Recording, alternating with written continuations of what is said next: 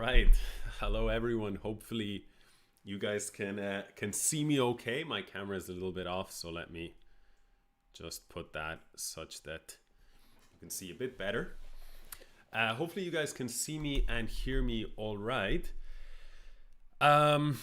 Let's let's actually go to the proper titled arena commentary that has just started right now. Today I have to admit, a little bit zombified. Yesterday I had the second shot of the vaccine, and for some reason I felt okay until very recently, until only a few minutes, or not only a few minutes ago, but maybe only like an hour ago or so.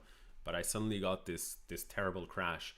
But I can unfortunately barely think right now, but hoping that the coffee and green tea that I have will alleviate matters. But right now, for some reason, I cannot seem to find a good way of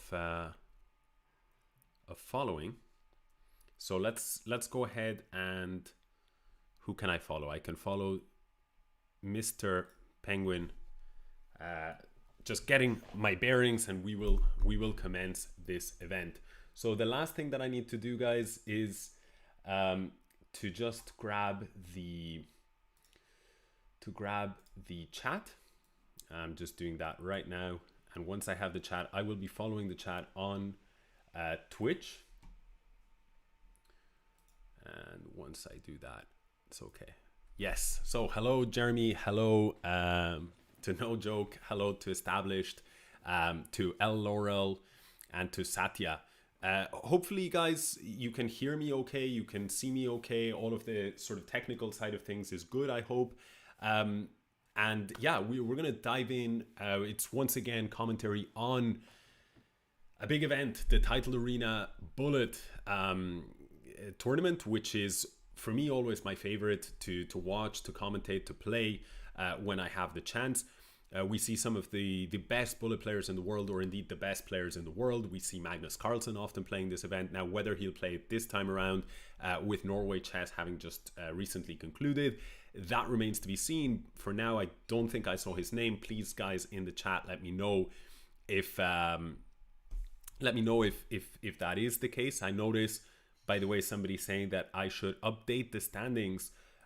So that's a really good point. Why are the standings not updating? Let me go ahead and see if I go to here to the titled arena. Now, let me see. Guys can let me know if the standings now do update from now on. I have to say, bear with me today. I'm an absolute zombie. I don't know, did anyone else who got the vaccine feel that? Like you were just stupefied after the second vaccine?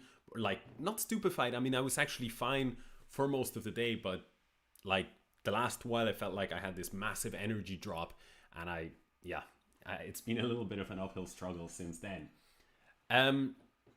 All right, but anyway, enough about vaccines. Let's catch the action here in this game here. It's Penguin. It's Andrew Tang, one of the world's best bullet players, and he has just won, and he is actually in pole position. Unfortunately, it seems that the standings are not updating. How can I do so? How can I make it such that they update? For some reason, they're not updating for me. We'll see if they update for future rounds. Okay, so bishop takes h5, knight e5, bishop back to e2, bishop to g4, and now we see f3 here from Penguin, just blocking the bishop's attack. And after queen b4, we see f4. Makes a lot of sense. I really like actually Penguin's position, but notice the clock situation. He has gone down to 18 seconds because he has berserked. Here we see queen d4, very smart move from Tactic Thunder, looking to get the queens off the board, because of course Penguin is the much better player, but 14 seconds against 35 means that Thunder has a chance. 96 is an option, but it's not as strong as it would appear because that rook was hanging at the end of the sequence. We might see some tactical shots here. D6, very nice. Nicely spotted the point. When the king goes here, we take this pawn. And now we get this winning endgame. Now the question is, can Penguin convert? I've seen enough of, in fact, I've played Penguin enough times to suspect he will absolutely convert this. Tactic Thunder is going to try to not make it easy for him, but there are F7 tricks and then H7. And in fact, Tactic Thunder has probably also understands the speed that Penguin brings to the table well enough. He doesn't even test his opponent, and he just resigns in this position.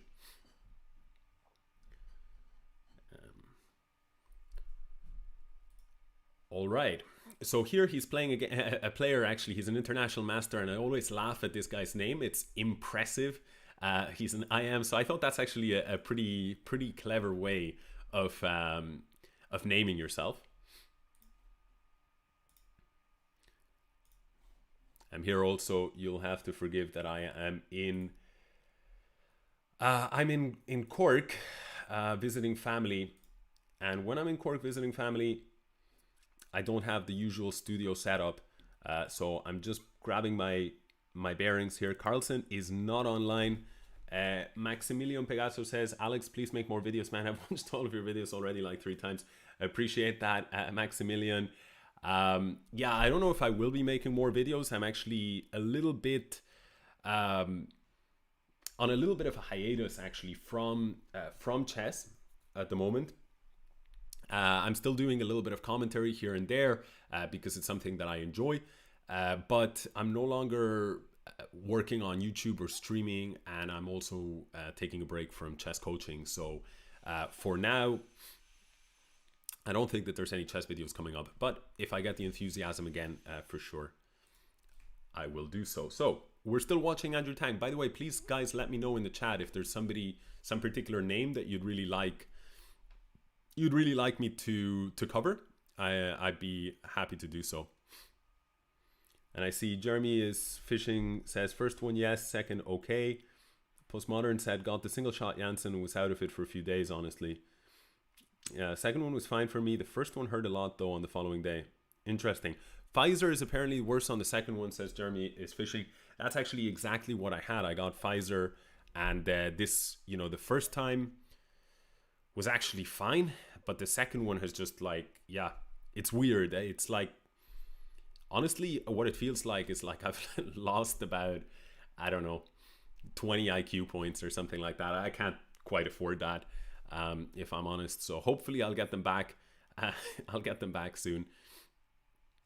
Yeah, so here, Penguin, he is down in exchange, but his position is pretty good because, well, not pretty good, but it's okay.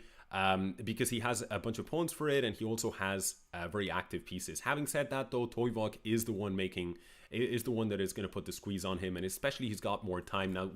What Penguin wants is he wants knight d2, picking up this pawn, but he's got knight e5, where he will pick up the pawn. Now he's got a tough decision. Does he go king d6, give up this pawn?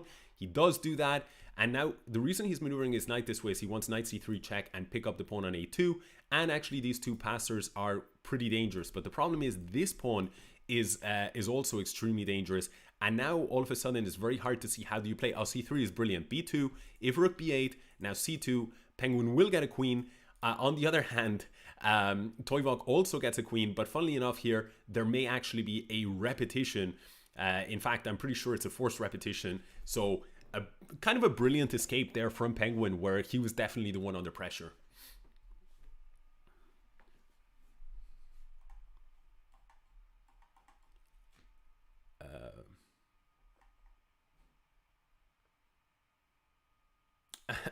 Atef Vinch says, can you do a moist critical impression? I'm not sure that I can, frankly. Yeah, the standings window is in the background. I didn't realize, I put it on a different browser. I didn't realize that that would have an effect, but let me go ahead and see if I can rejig that so that it's all right. Thank you, No Joke, for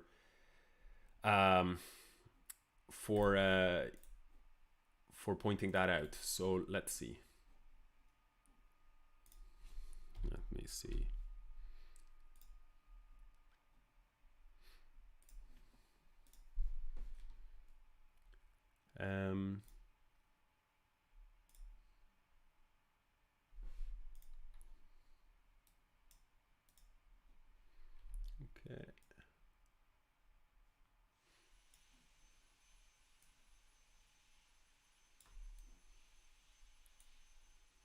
Hopefully this will now work.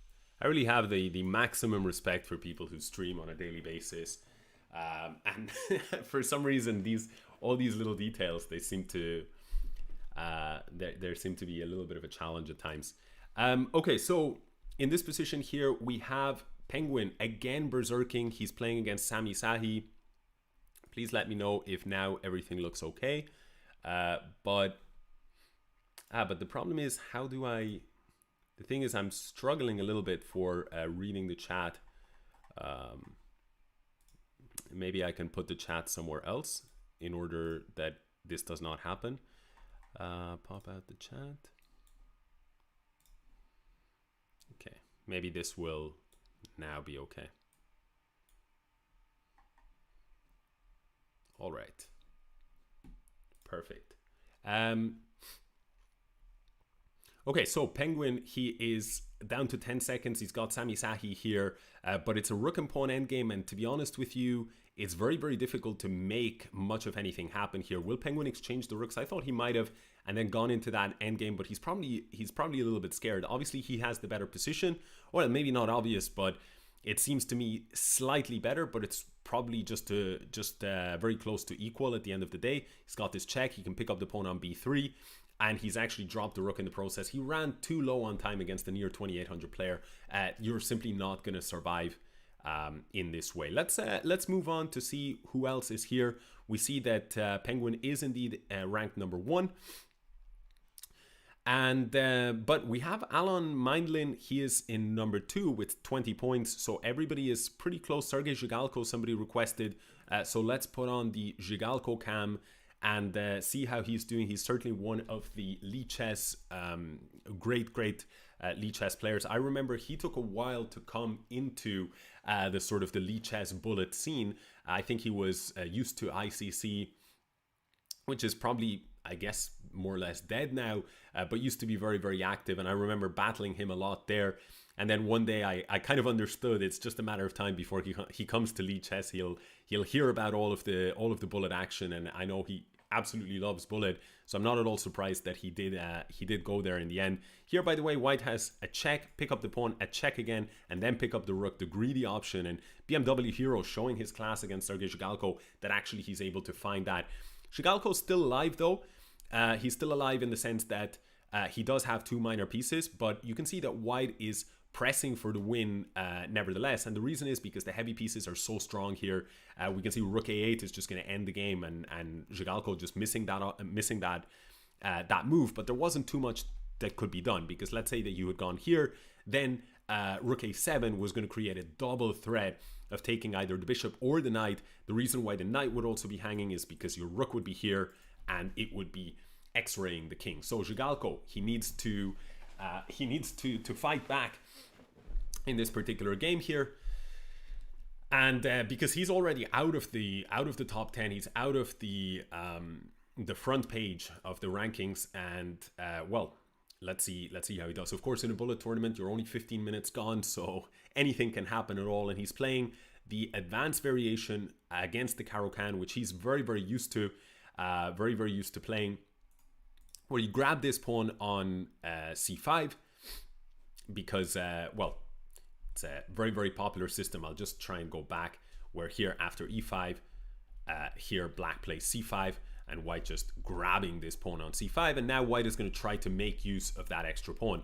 But Black has some other things that they are sort of having compensation for according to the theory, but here I don't think there's much compensation for Black. White has picked up the pawn, and yeah, it's very, very hard to say. Very hard to say where the compensation is for Black. I don't think it exists, and I think that White is eventually going to steamroll Black. In fact, things have just gotten a lot worse. White could have picked up this pawn, but they missed it. Now hoping for a repetition, not going to happen. Black goes queen d7. Now rook a4 is a very clever idea. Here we might see rook a1 threat as bishop takes c6. That's why queen c7 to escape those threats. Now bishop takes c6, exchanging a bunch of pieces, invading with the queen, and maybe queen a8. Really annoying because it hits the bishop and hits the pawn. So White, in the end, getting that pawn, and that pawn was crucial because the base of the pawn chain is gone. e6 threatening queen f7, and queen takes g7. and just everything is collapsing here. White might even just be very pragmatic, exchange the queens, and simply convert 1,000,000 pawns to the good. So he does do so, and a nice victory here for Mr. Zhigalko coming up. He's got 5 seconds on the clock, but I don't think that he's going to struggle to convert, and he doesn't.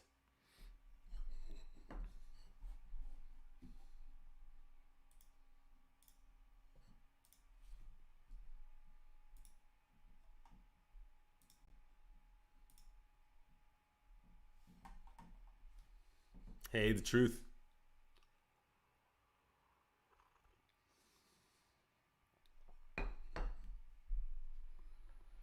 Yeah, people are now talking about ICC, of course. Why would you not be talking about ICC? How could you talk about ICC and not have the truth ICC showing up? He's always lurking. Rook takes G7. That is a very, very nice combination there from... very nice combination from Astaneh. And I'm just, by the way, if I was just doing something else there, it's just that the layout, I'm still trying to figure out how I can read the chat, how I can set it up, because I have a little bit less screen space than I normally do. So, okay, so rook a to d8, queen to c4. Let's figure out what is going on in this particular position. Knight sacrifices are everywhere here. We see knight takes e3, and the point is, if pawn takes, I've got rook takes d1. I don't see how this move helps matters. And now black actually suddenly is in control. Queen f6 looks really good because you put pressure here, you put pressure there. You've got knight takes d2. The point is, if knight takes d2, there's this. Rook takes d4 here. I think we're going to see more tactics, because if knight takes d4, queen takes e5. And I think we're probably going to see a resignation from Astaneh, maybe knight g3, and then just the whole house is going to collapse here. Let's say you go something like queen f2. I'm going to go rook f3 probably, and rook f4 rather. I'm going to hit this knight, and I'm going to hit this rook. There we go. There we see rook f4. So queen takes e5 is a possibility. And yeah, the dust has settled, but you're down a full rook if you're Astaneh. The only slight hope, of course, is some kind of perpetual check or something, because the g pawn is missing, and that's what he's going for. But you're not going to get a perpetual if you are if you're down a rook. You might get mate though. Oh my god. Oh my god. Oh my god. That's ridiculous. That's absolutely absurd. That is absurd.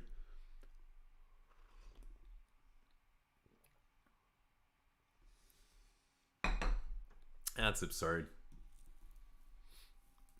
Zhigalko must be fuming. He must be steaming. That one's horrific. This is the beauty and the horrors of bullet chess, right? I mean, you get hit by that, but you have to give it to Astaneh, who finds like a pattern, and he spots it. He spots the idea fast enough. I'm pretty sure he set it as a trap. I don't think it just came just out of sheer luck. And he spotted it fast enough that Sergey didn't have time to recognize it himself. And Sergey, I've played Sergey hundreds of times, and I can tell you, he is so tactically sharp in these spots that if Astaneh hadn't been so lightning fast at setting up the idea, if you give Zhigalko even 0.1 of a second more to think about it, his brain registers that pattern. So I think it's always like, it's really interesting, something maybe people don't think about so much.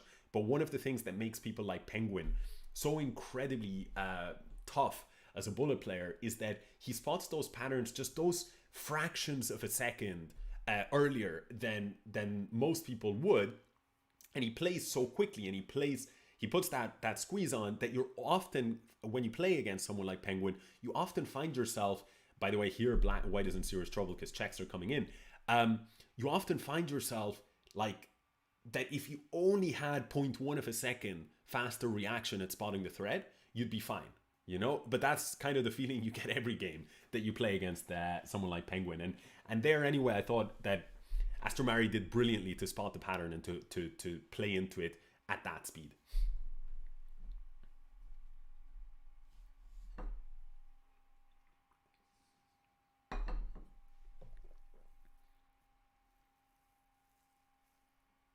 Hey, what's up, Tafaska? Hey, Malum. Cheers. Martin says they're weak in classical. Yeah, well, Zhigalko is like... they're both GMs, Zhigalko and Penguin, and they're both around 2600. So I wish I was this level of weak in classical. You know, these guys are monsters. It's just, you know, we compare them to, fairly or unfairly, we compare them to, you know, Magnus and Alireza and you know, Nepo or whatever. And of course these guys are going to be patzers, are going to be made look like patzers by the best players in the world. But even Zhigalko here, by the way, what tactics can there be? There's knight d4 just for a massive simplification. Zhigalko, he's got a million extra pawns here. And I think we're going to see a pretty straightforward conversion. I don't see a chess player being able to pose any threat. When you see a player who's around 2,500 in rating, by the way, there was another mating threat. I think if Zhigalko had been caught in this with this checkmate here, I think that was it. Like, he would just retire from the game. But yeah, I don't see. I was actually saying I don't see Zhigalko being put under pressure by this guy, chess player, who I don't know him. He's rated about 2,500. Normally, I see Zhigalko being very clinical, even with this time deficit, but might be proven wrong. He's down to 2 seconds. He can sack the queen here, but I don't know if that was the smartest move. He'll probably get the pawn, but will he get the complete victory? I think he's going to get flagged. 0.2 seconds. Zhigalko not fast enough. Chess player actually showing tremendous speed and basically telling me to put my assumptions, you know, put them a certain somewhere. So yeah. So, okay, what do we have here with Zhigalko? By the way, I will take from the chat if anybody wants to suggest some name. Obviously, if Magnus shows up for this arena, please, guys, let me know, and we'll definitely check out his games. Otherwise, I'm happy to go back to Penguin. I'm happy to rotate to a third player, stick with Zhigalko for a while. So it really is up to you guys, the viewers. You know, who do you want to see? For the most part, sometimes I'll see a name and I kind of want to check out their games, but for the most part, it really is about who the majority would love to see play. Here, bishop d4 check expected, and although you have opposite colored bishops, Fedorikov is going to suffer here, and the reason for that is white has the pawns on the same color as their bishop. Now you might say, the central pawns, you might say, well, isn't that the case also for black? Yes, it's true, but it's only one in the center that's on the same color, and it doesn't impact the value of this bishop, right? This bishop is a monster piece. It's on a beautiful, beautiful diagonal, and you can see now the way that the bishop is now pressing this weak pawn, whereas look at this bishop, it's nothing. It's absolutely irrelevant in the game, and now we're seeing the problems. Now, to be fair, this is a brilliant idea from Fedorikov, maybe to allow his pawns to be taken just to get this shot in. The point is, if black had taken, then the d pawn was going to be rolling up the board. I don't think it's going to be enough though, because as Zhigalko has no doubt realized, he just has rook c3 slotting back whenever this pawn advances, and he's going to play it anyway because he'll probably go for rook to c1. And now the problem is black is threatening to take the rook, and you know, the pawn isn't gonna help matters here. White gives the pawn back just in order to get this defensive setup going, but at this point you're now down 4 pawns, and you can have 5 sets of opposite colored bishops on board. Being down, you know, 4 pawns is not gonna, you're not gonna survive that.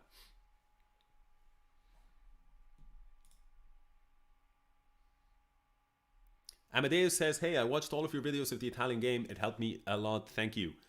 Yeah, appreciate that, Amadeus. I'm very happy with those videos and how they came out, and the ones on the Caro-Kann and stuff like that. So I'm glad that they have helped you. And yeah, the Italian's a great opening to play. So hopefully you're having some nice results with that. Okay, let's take a look in the chat. Follow the leader. Who is the leader? Jungle Book, 3,100 in rating. Absolutely follow the leader. I have to say, I've never heard of Jungle Book in my life. Does anybody know who Jungle Book is?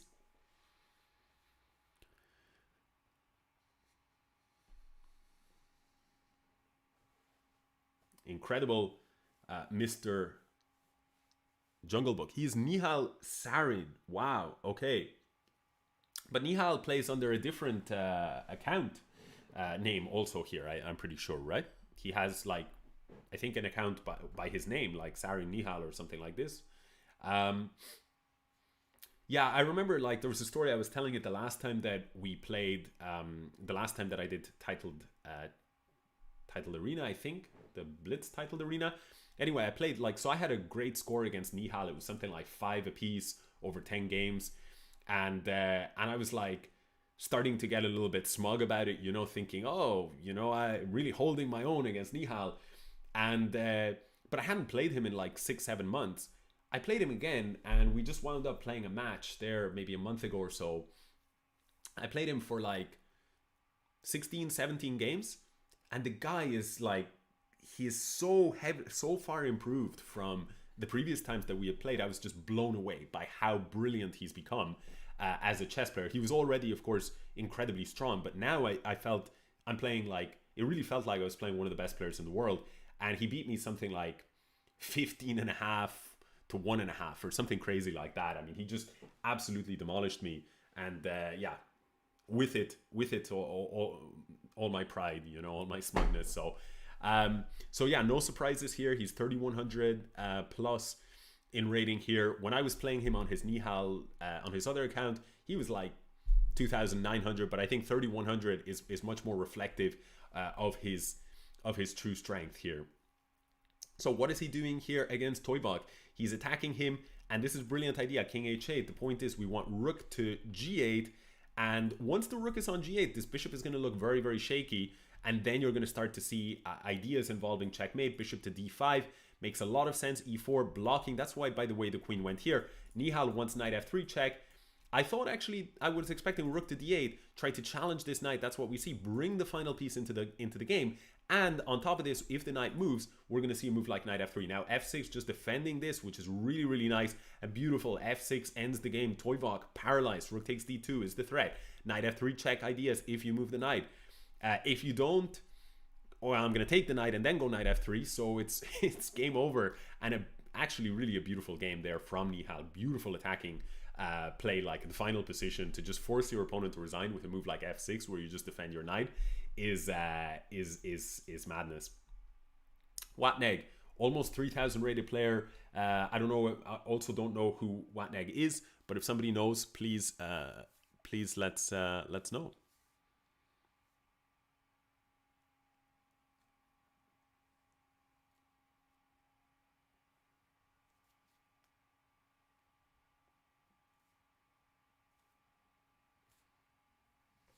Chessmaster asks the question, why did people stop playing on ICC?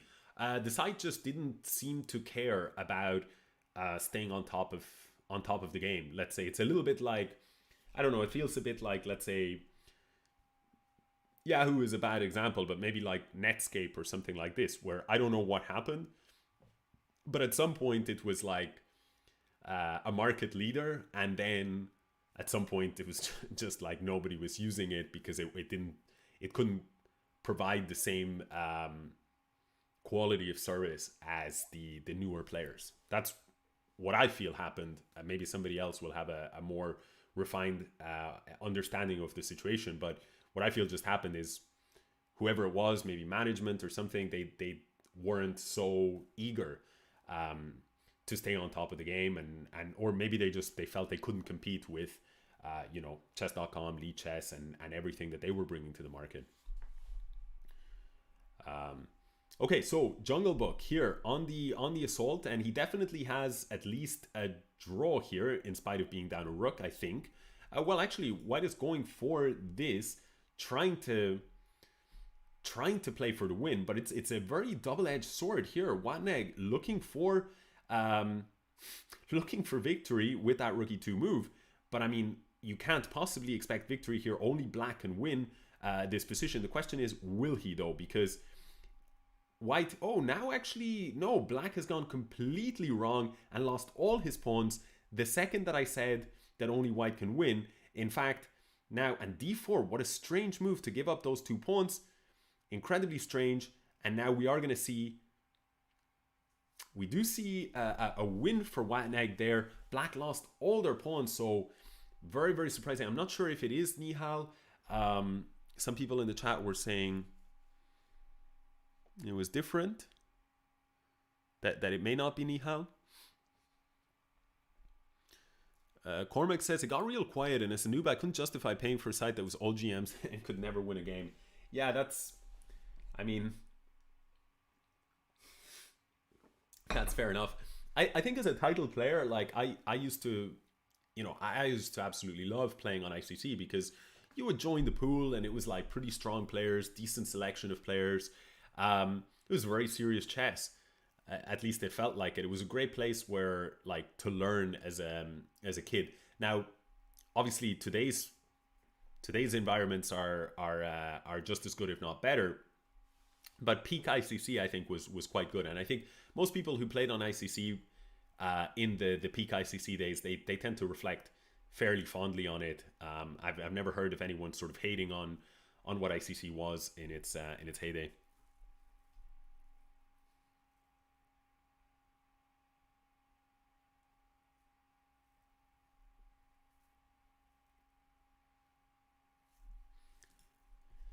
Yeah, but Tafaska says maybe we don't care too much about the identity of players in Lichess. I think that's a personal thing. Like, some people just could not care less, and then other people, you know, are like detectives that have to solve a case.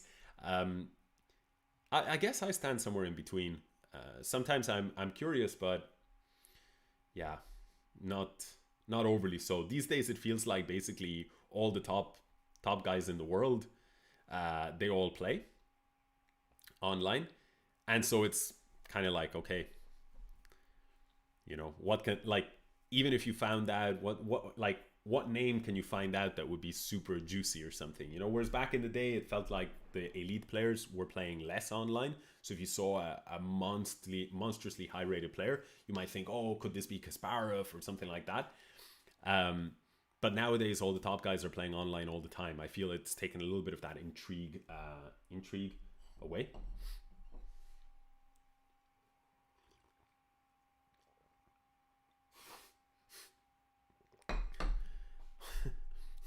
All right. AFX Cube, I'm not. I'm not. Okay, so I don't know if I should even address such questions. So queen takes b2, knight d5, and it's Fedorikov here against Jungle Book. Toxin says, what would be the point of a 10 anonymous standing just random chess games? What would be the point of a 10? I'm not sure. On ICC, Naka used to write bend in the chat when he was beating his opponents, but now he has, of course, matured, so he does not do that childish stuff anymore. Funnily enough, I have a Naka story myself where he was like, I played him like something like 19 games or something like this, and he was like 19-0 against me, and then I played him like, or maybe on the 19th game, he was 18-0. And then I played him on like the 19th or the 20th game. And I managed to win. And back in the day, like, Naka playing was such a big thing that he would always have these like big crowds of players watching him. And I remember that there was maybe like 150 people watching or something like this. And he had been on some, like, he used to do all these like different challenges, and he had been on some huge winning streak, and there was like a big crowd and everyone was loving it. And I actually beat him and got like several messages of abuse for like having spoiled the party, like, of the Naka watch. So like, I feel like Naka is like legendary bullet player, legendary player overall. But I feel like he had an even greater, like, I don't know, it was kind of more, a little bit more cultish or something, the chess scene back then, because less people played it.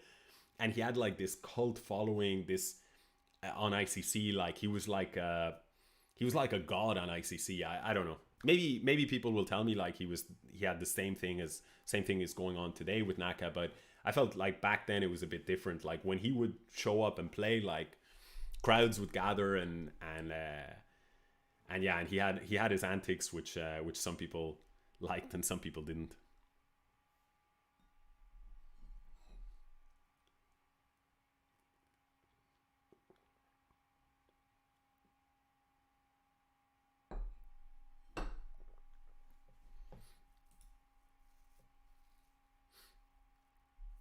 Okay, so Jungle Book here against Vladimirovich.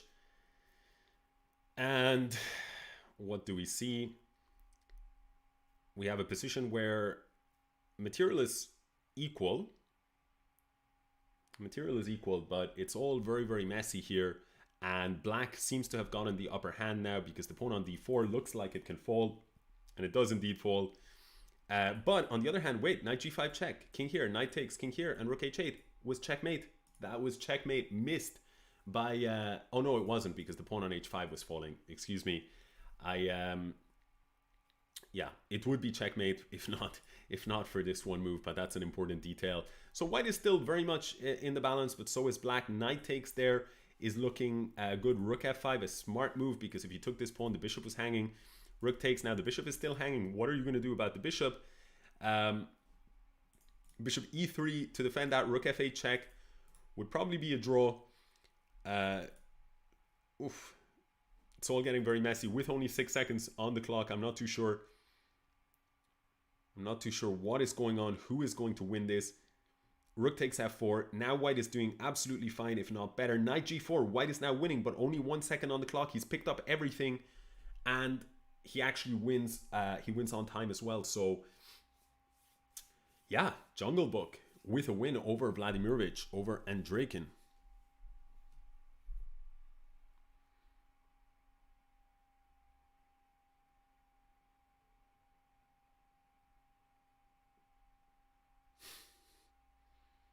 Yeah, he had multiple names on ICC. Capilano Bridge, Smallville is one that I remember, and I think maybe there was one more. There's Capilano Bridge, Smallville.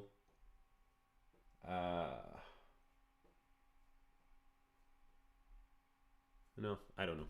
Maybe those were the only two.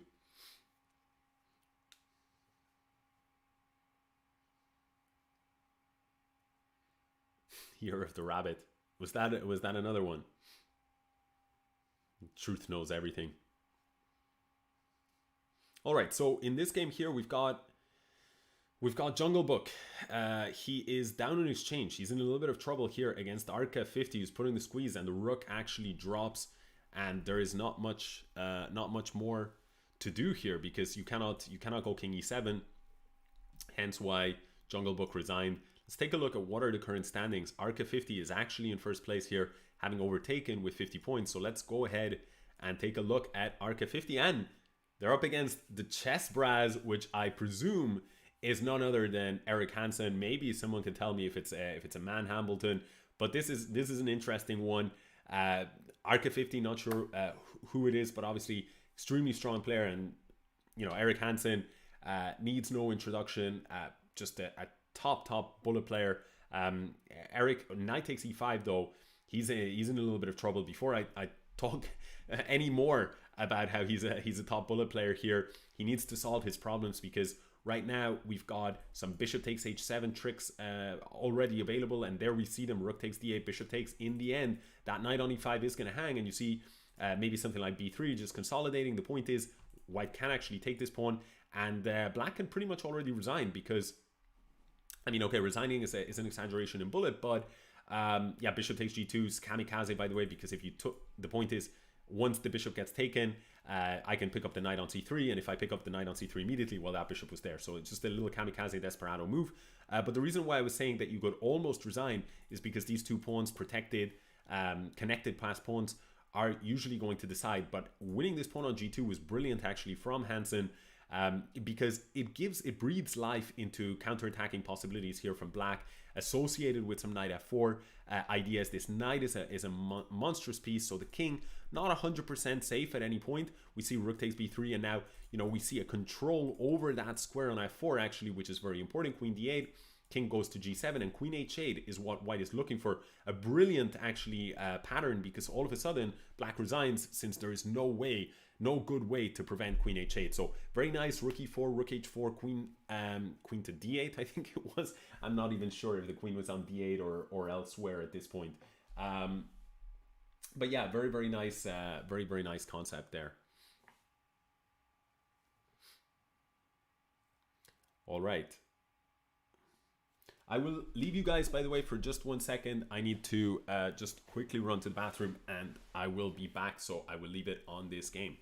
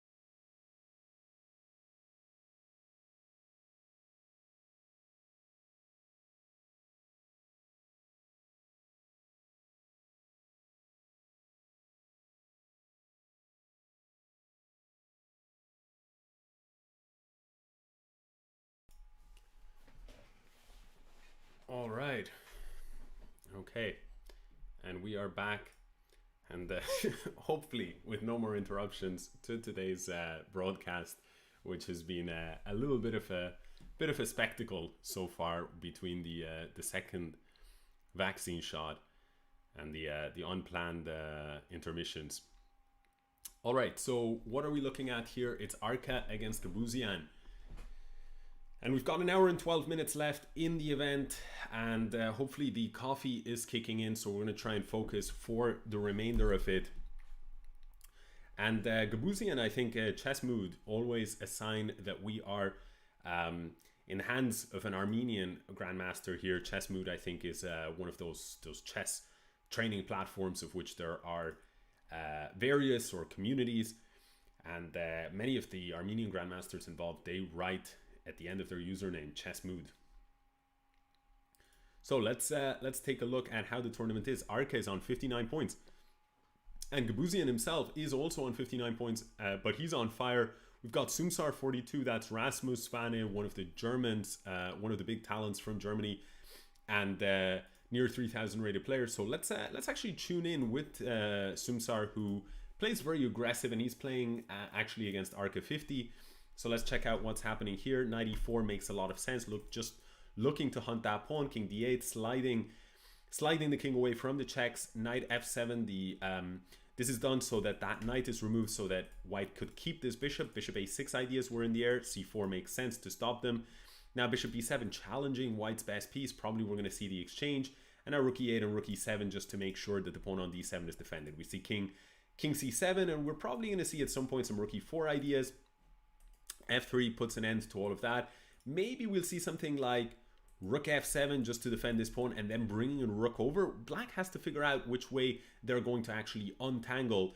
And we see rook c2 actually preventing that idea. The point is that now, black does actually get exactly that plan and gets in rook c6, and now rook e7. So a little bit messy. Now rook e5 was an opportunity there to get some rooks off the board based on that pin, but he goes a different direction. He first plays d6 and then rook e5.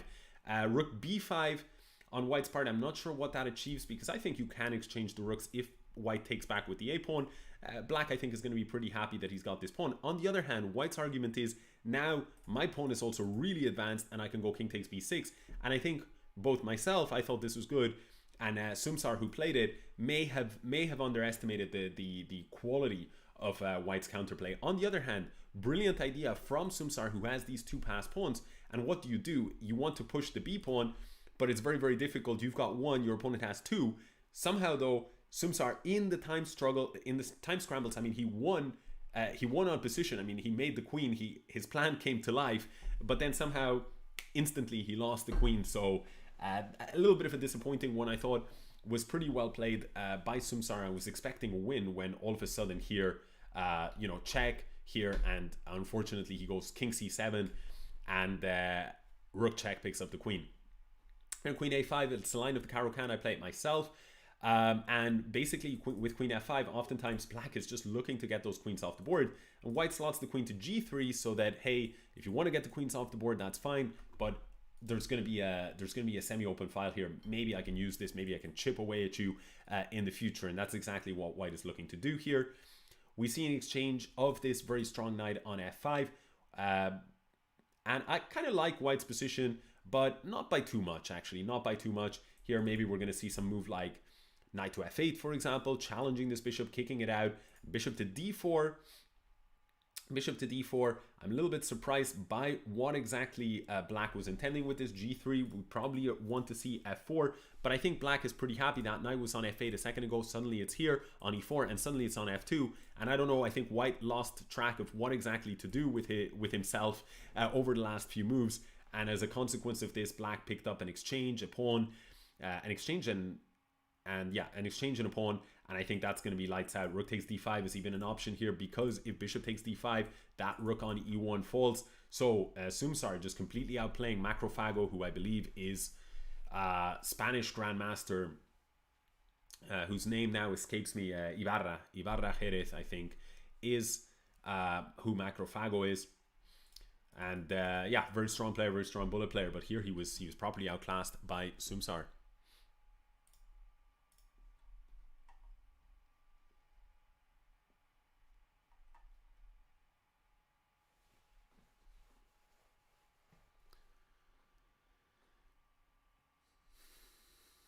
Thank you, AU for all. Appreciate that you're enjoying the commentary.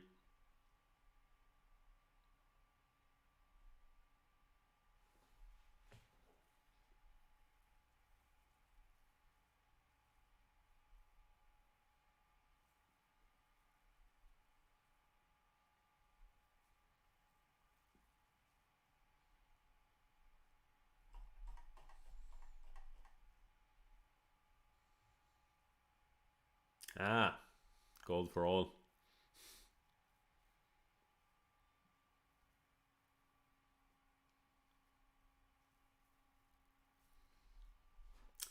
Mr. Vladimirovich, indeed a strong opponent today, and a strong opponent in this particular game today. I mean, I'm telling you guys, I am telling you, like it's so brutal, uh, like to have this sort of fatigue where you can't even think, and to have to commentate bullet. For those who may have arrived recently, I was saying at the start of the stream that I got the second jab of the vaccine yesterday. I was feeling all right all of yesterday, but somehow today I just afternoon was fine, and then it was just, boom, last 2-3 hours just a zombie. And yeah, so that's probably a little bit silly of me, to not have said maybe this is going to be a scheduling issue.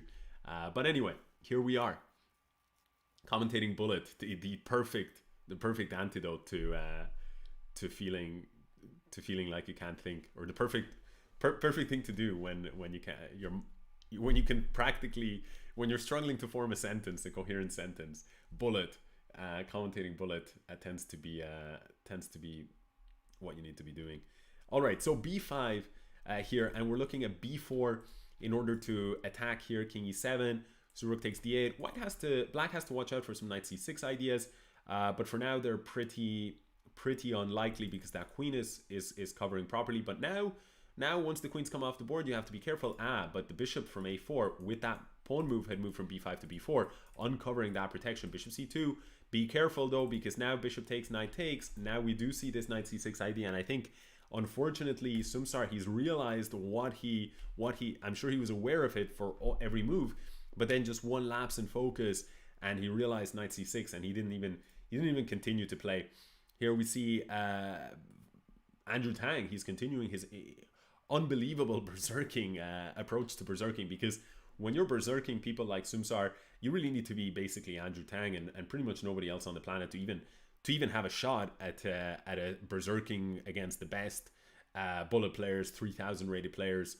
To even have a shot of that strategy being like a strategy with which you can compete, you need to be someone like, you know, Tang or Carlsen or Firouzja and these absolute monsters. Okay, so what is happening here? I think that Tang actually has a pretty decent position.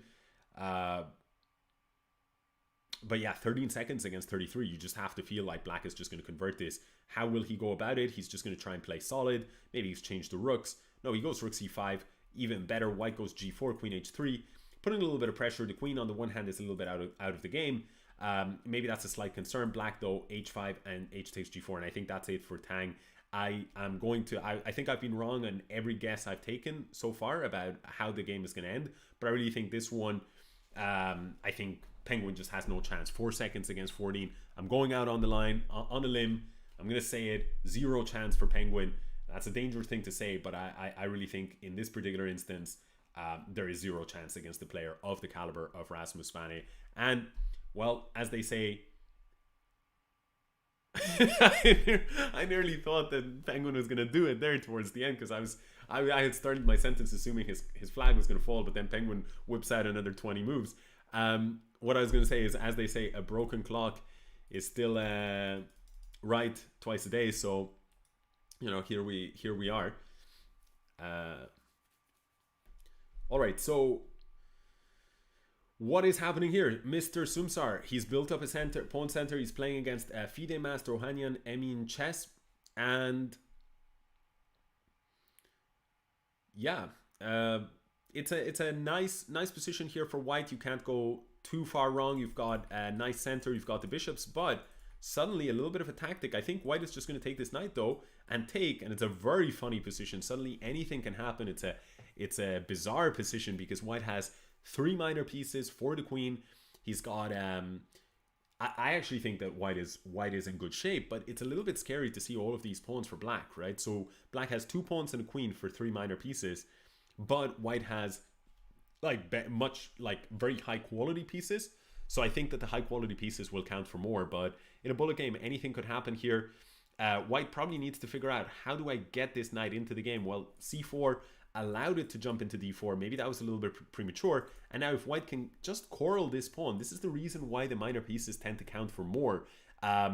Maybe even bishop takes a6. I don't see any problems with grabbing that pawn. I guess perhaps there was one because, yeah, Rasmus seemed to have no interest in capturing the pawn. Still no interest. But now losing this pawn on a4, still no interest. I really would have wanted to see him take this pawn. If you're a Rasmus fan, I'm to be clear, I'm completely neutral in this game here.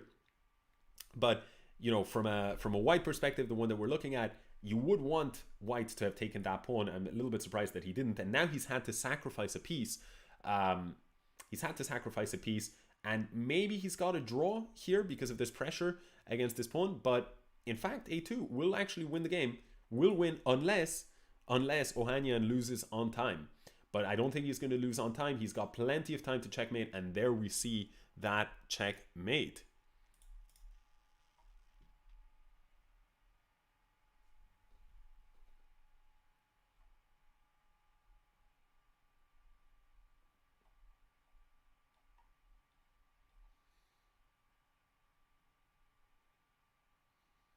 Hello to Spiritualite. Yeah, I got some green tea. I got some little bit of coffee still left, but the problem is you don't want to be drinking too much of this stuff. I don't know. There's some people. I remember when I was in college and stuff, and you wouldn't study for the exams in time, and then you'd have to pull these long study sessions, cramming as they were called. And I remember even back then, even when I was 20 years old, 21 years old, even then, if I had too much caffeine, at some point it was just counterproductive for me. At some point, if my body was tired, I could never just be okay, caffeine will override that, because what would happen to me is the caffeine would stop me from being able to sleep, but past a certain point I wouldn't be able to think anyway, so there was no productivity. I don't know if people can relate to that or not. I knew some people they could just actually get a lot of work done if they didn't sleep at night, a sleepless night, but they get a lot of work done as long as they sort of downed enough caffeine. Or there was one friend of mine, he'd take these he wouldn't even have coffee. After a while, he'd just take caffeine pills. And one time I tried that, and it was okay, I'm just completely dead. I'm just completely dead. And yeah, never again. But yeah, I think it's just a tolerance thing. So that's why I won't drink more coffee than this, because I don't think it would even help.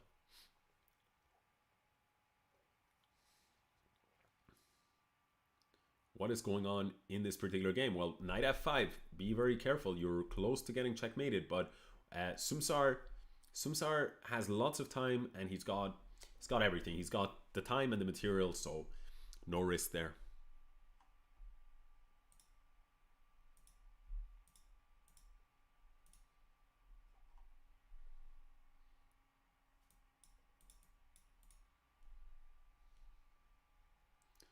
Let's take a look, actually. What are the standings?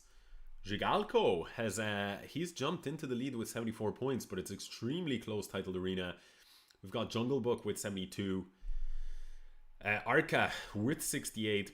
If somebody has somebody who we haven't watched so far and that they'd really like to see play, let me know, guys.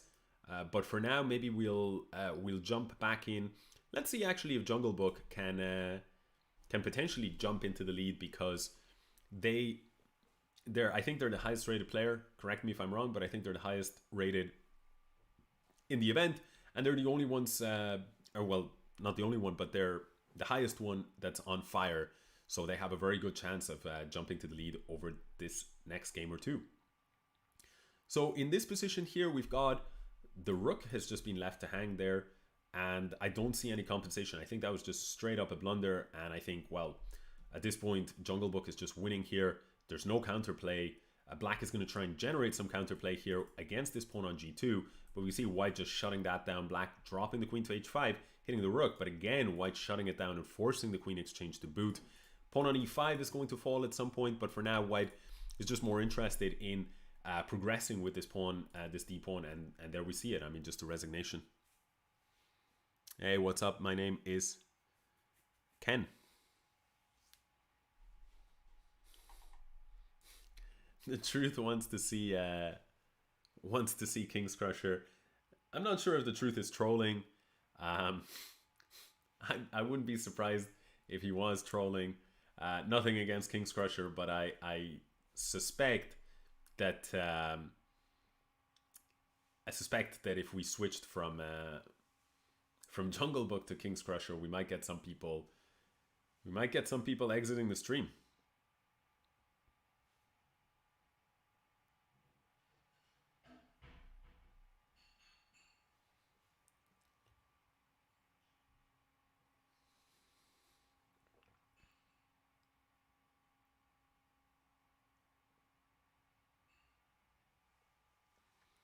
Mechanic, thanks for the suggestion regarding the keyboard or mouse logo. I'm not actually involved in anything with Lichess besides like this commentary, so I wouldn't be the right person to sort of forward any like feedback and stuff like that. I mean, for example, I used to be a mod for Lichess for a while, but that's a thing of the past. So I'm not involved at all, but yeah, I'm sure that some Lichess mods will read it, or as Cormac is saying, I don't know if it's possible, you might try asking in the Lichess Discord support channel. That makes a lot of sense.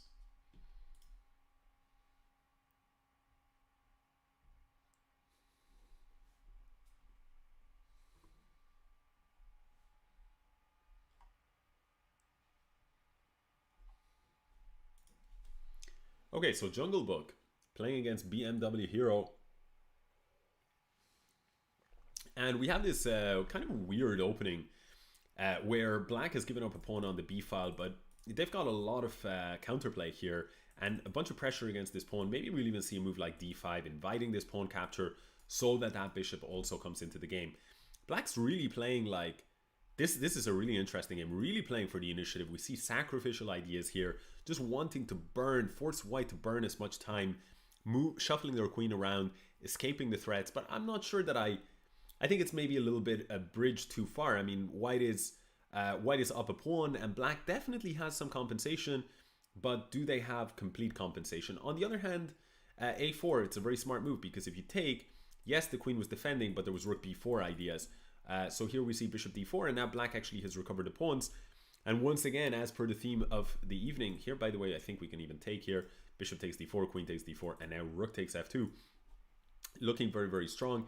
And that's exactly what Black does. Maybe even rook f4 here, just to pin, can be quite uncomfortable. But we see instead a different approach, just grabbing that pawn on a2, and probably we're going to see rook f2, and I don't see how White is going to survive this. I mean, rooks on the 7th is brilliant, but when you have like one rook on the 7th is usually strong, but when you have two, it's often just resign time. This is the best that White could do, just get the queens off the board, give up a bunch of pawns, but Black can just, at worst case scenario, go this check, skewer that rook, and then force this winning rook and pawn endgame. And that's exactly what Jungle Book does. You're not going to win this. Actually, there are some draws. Let's say Black didn't have this pawn, then it's a draw, surprising as it is, even though you have two extra pawns. But here it's too many pawns, and now h3 is going to force the king out, and forcing the king out gives the opportunity to give a check and then to promote. And that's a very instructive game here that we just saw. Basically, the king is shuffling between these two squares so that it cannot be checked, so that Black isn't in time to check and move the pawn.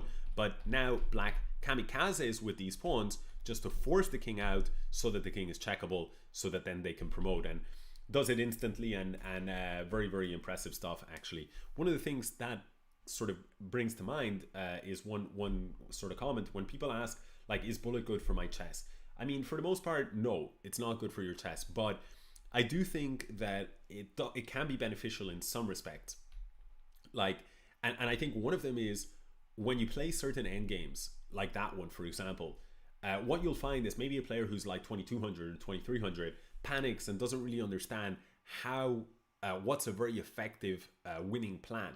And on the other hand, when you see like these top guys, they have it so like burnt into their brain exactly what what a good approach is, on how to convert these positions. And so, like, sometimes what you'll find is you'll play an end game like that one, and you won't be converting it smoothly.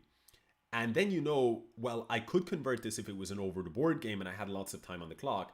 But you also know that the top guys, they're converting it like instantly, even with 10 seconds on the clock. So I think if you're an ambitious player, whenever you find those kind of end games where like the top guys can convert them instantly, but you can only convert them in classical, that tells you like you know how to win it, but maybe you don't know the techniques well enough. So you can sit down and study it until you can like win those end games in your sleep. So ultimately, that's what I'm saying. It's, I think, useful to sometimes play bullet to find situations where you feel, man, if I had 5 minutes on the clock, I could convert easily.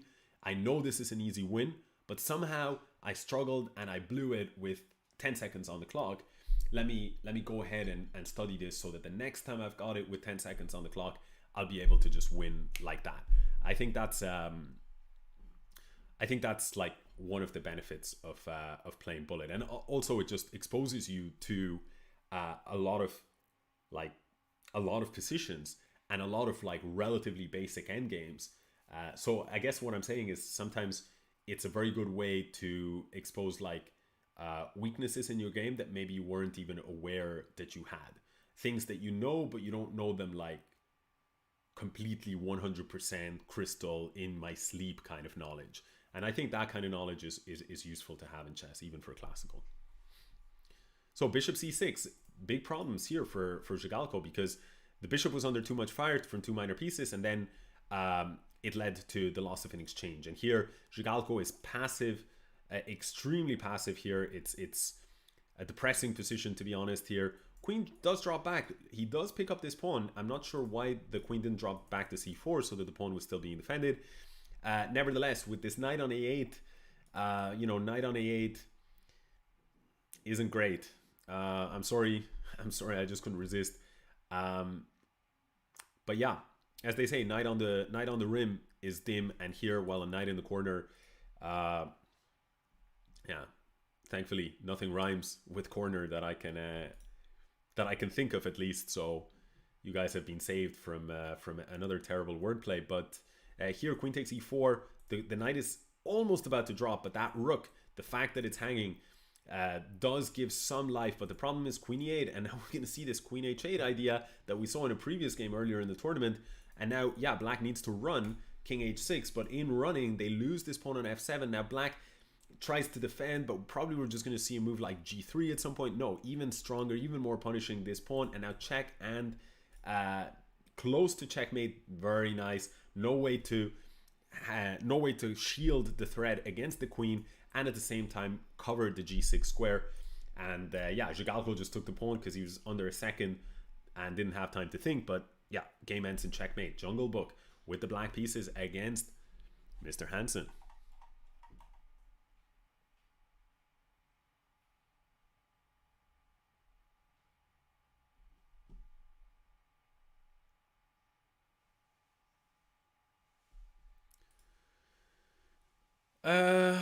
Could I also include the players' scores? This I think I can probably do, right? Because, but wait a second. So the players' scores. Oh, but this would be kind of tricky, right? Like, I guess I could do it like this, and then, and then create another one. Hold on a second. Oh man. Oh man.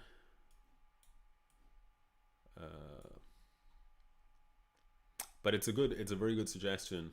I should have done that in the beginning.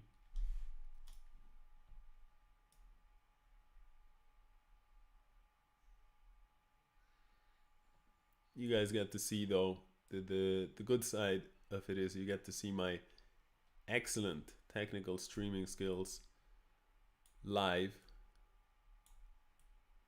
So this is really, I think, the core motivation of most people watching this, I'm sure. So here we go.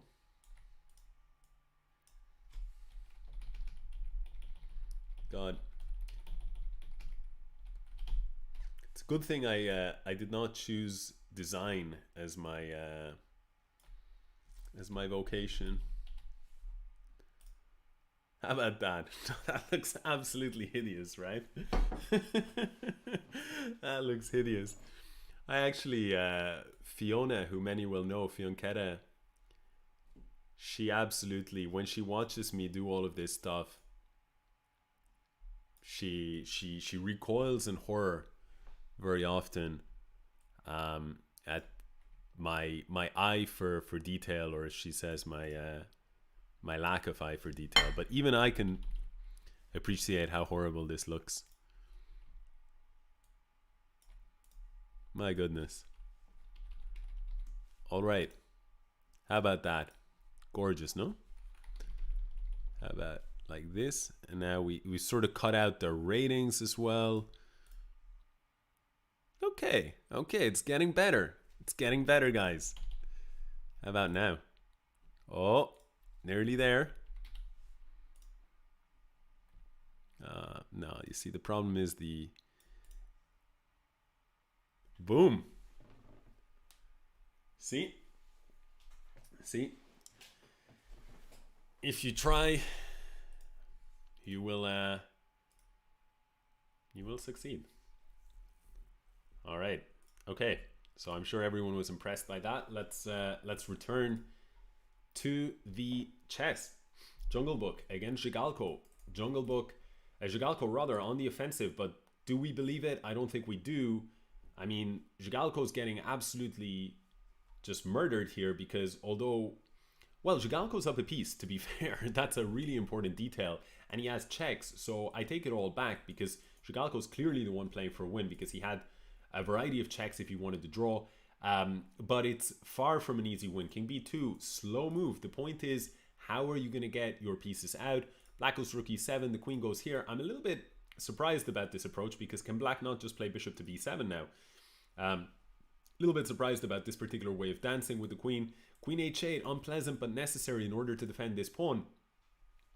Queen e3, where is the queen going? It's not going anywhere so much. It just, white wanted to bring that rook into play. And now we see queen f3. And now maybe queen h5 check, queen h6 check, queen g7 is checkmate. I was going to suggest to take the pawn, but of course queen g7 is an immediate checkmate, and we see what happens. What happened there to Zhigalko when he was trying to go for the win. Up a piece, it's always very tempting. You feel, okay, I have to try and prove it, but in a bullet game, a piece tends to matter slightly less, and attacking and having the initiative and having the easier position to play tends to matter more than in a classical game. And the reason is, of course, if you have a position that is hard to play, difficulty level of playing it is high, but objective quality of the position is good, then that's actually fine to do in a game where you have an hour and a half on the clock. In a game where you have 15 minutes on the clock, it's much harder to do. 5 minutes is much harder to do. Bullet, it can be sometimes damn near impossible to do. And there Zhigalko failed to manage it. So bishop to d4 here. Maybe we're going to see bishop to c5. Feels like a logical move there, just protecting against this attack on the pawn on b6 and getting rid of a strong piece. But Jungle Book is thinking about it. Maybe he wants bishop to b4 at first, provoking the rook onto a worse square rather than this open file. I'm not even sure that that's true, though, that this is much of a worse square, because the rook attacking the pawn on d3 makes a lot of sense. And now actually white can already potentially go for the pawn. I would have probably gone for it rather than given this option of taking on c4. But, well, the rook was attacked, so black said, I'm not going to sacrifice an exchange to take this pawn. Anyway, that happened about 5 moves ago, so let's reflect on the current position here. Rook f7. Jungle Book, I think, is in good shape here overall. He's hanging on to the pawn, but White really has no problems here because White has the pawn very firmly blocked. He has a better pawn structure. It's hard to see what exactly you're going to do in order to make progress. Actually, this might be the idea that I kind of like it. I'm surprised he didn't do it on the last move. Maybe we're going to see it now. Rook h8 to get a little bit of activity going for these pieces. The king slotting on e4 feels that it's relatively safe, and c5 very instructive just to try and open up that 7th rank so that rook b7 can come, kicking the king back. Now pushing forward with their own rook. Rook d4 is a nice move. And here what we see, what White really wants is some kind of setup like this, but Black has actually just gotten there in time. Somehow in the time scramble, he got there, but it's cost him a lot of time on the clock. He's got 2 seconds on the clock. His king is exposed to a lot of checks. You can check. Maybe you're going to exchange here. 1 second, 3 seconds. Toivak incredibly fast, but Toivak is about to lose the last of his pawns. Take the last pawn. Take the last pawn. Take the last pawn. Do not take the last pawn, because this is actually extremely clever. Wait a second, but Toivak was black or Toivak was white? No, Toivak, yeah, Toivak was, I'm losing my mind here. Incredibly, had he taken the last pawn, he probably wouldn't have had time to checkmate. So do not take the last pawn, Jungle Book. I think at 3100 plus in rating, you probably know what you're doing in terms of bullet strategy. So fair play there to Mr. Jungle Book. Okay, so queen takes d5, knight g3. Where is Jungle Book on the points? 96. Damn, I'm looking at this and it's just a beautiful, beautiful piece of design, guys.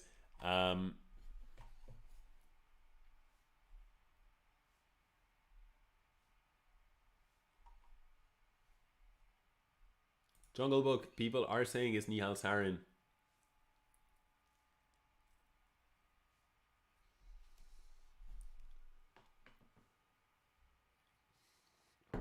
Yeah, so people seem pretty sure that it is indeed Nihal.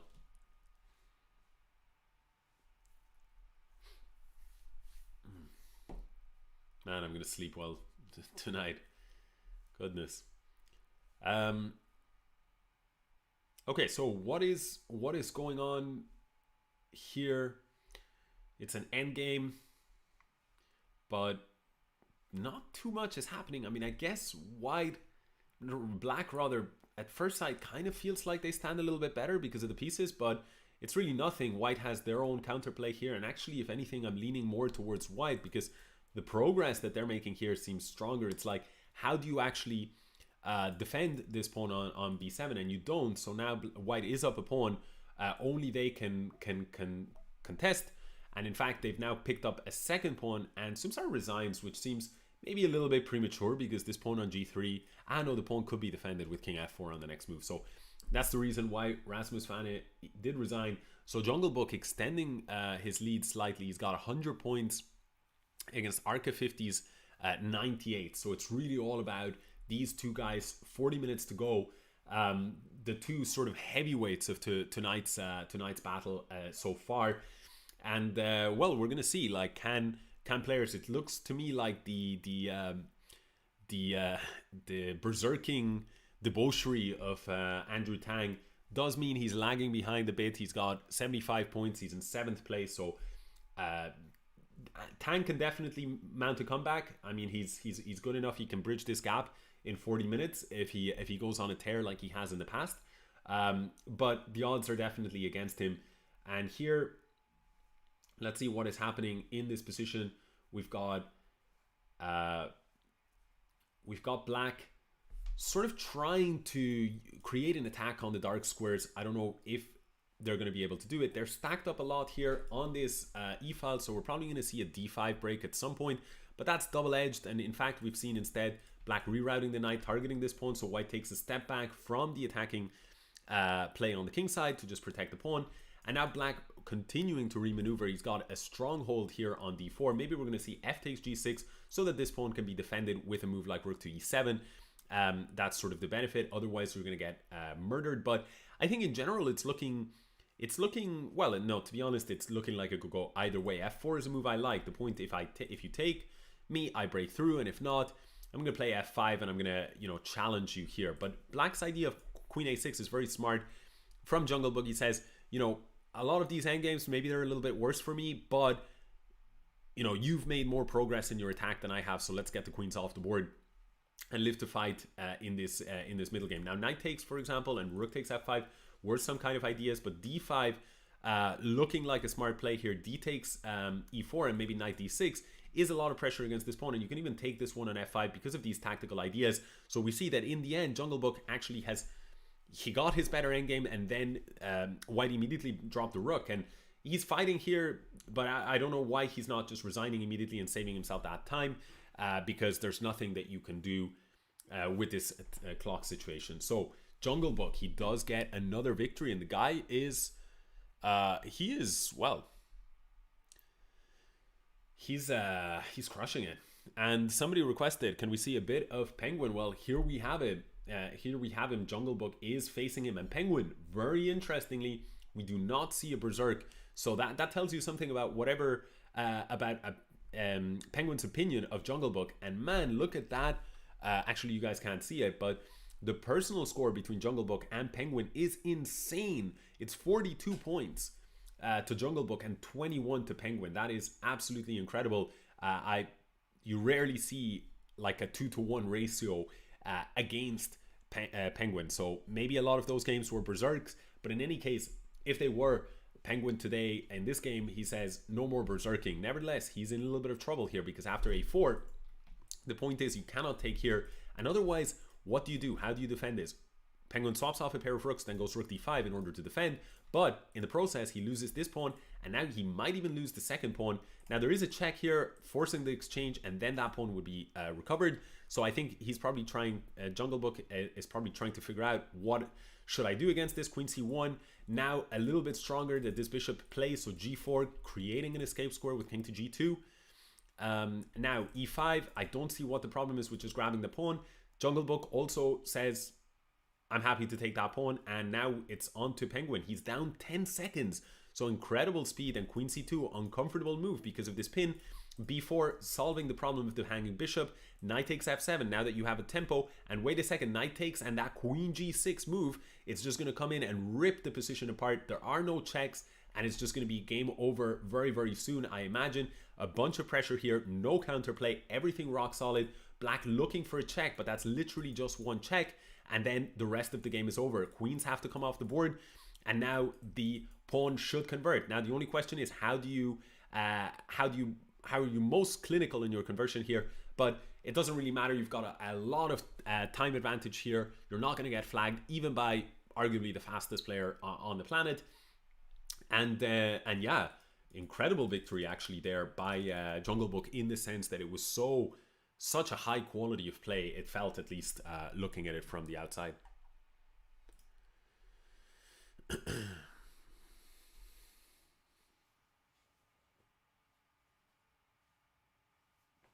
Gyanvarj says, do I stream playing chess as well? I used to. Nowadays, sometimes on Fiancetta, twitch.tv/Fiancetta. That's not my personal channel. That's my girlfriend's channel. She streams quite a lot, and so I sometimes join that stream. But it's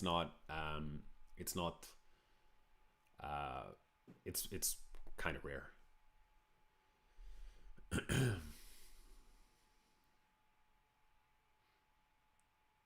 Okay, so bishop to f4 here. Bishop takes, and I think, Black can just take this knight on the next move. I'm not seeing what problems there are. Just take the knight. Yes, the king gets dragged out, but who cares? But knight f6, the problem is you want to develop in this way, but then that would hang the knight. So here, but here rook takes and then bishop takes. Life is good. Black has solved all their problems, emerged a piece to the good, and they still need to figure out what exactly are you going to do with this knight. But I guess worst comes to worst, Black will just go, okay, very clever, king here and king here, I think was the idea to support the rook. But wait a second, it's still a little bit tangly. Maybe bishop takes and rook takes f7 is an option here. By the way, knight e3 check was the threat. If takes, rook b5 check is the problem.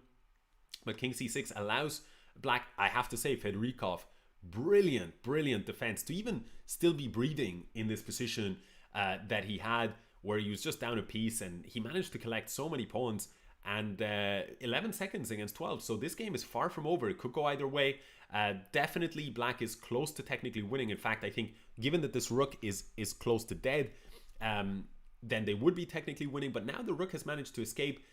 In fairness though, black has gotten 2 pawns for it, and importantly this pass pawn is very, very strong here. But again, just when I say these things, suddenly once again things have been turned around.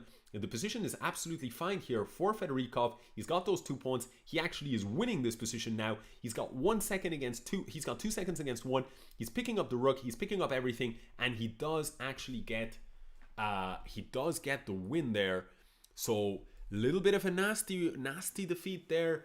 Yeah, Fedorikov did amazing to be able to stay in that game and not only save the half a point, but to actually convert and win the full thing.